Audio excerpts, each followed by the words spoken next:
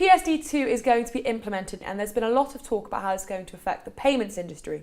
But what about the person on the street? Will they see the difference? Well, PSD2 is promising great and big things for consumers.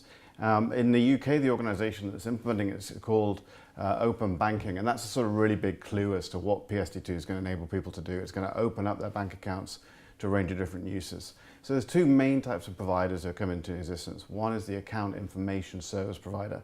Now those guys will be able to look at stuff in your account. Now what may happen is if you say bank with 3 different banks, you'll say to one of your banks, you can go and look at my account information and my other banks to give me a view over all of my accounts, maybe give me some advice on when I want to move money around, or it could be a completely independent third party that offers that sort of advice.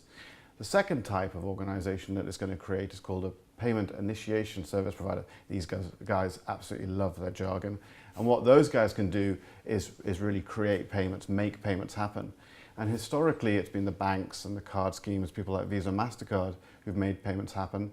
The promise of PSD2 is that really anyone who is legitimate can get into that space and do that. So you may find if you go to a large e-commerce retailer, you can make a really super simple transaction without ever going near a card or another sort of payment vehicle by going and making a payment directly from your bank account. So I think for consumers, the promise is enormous.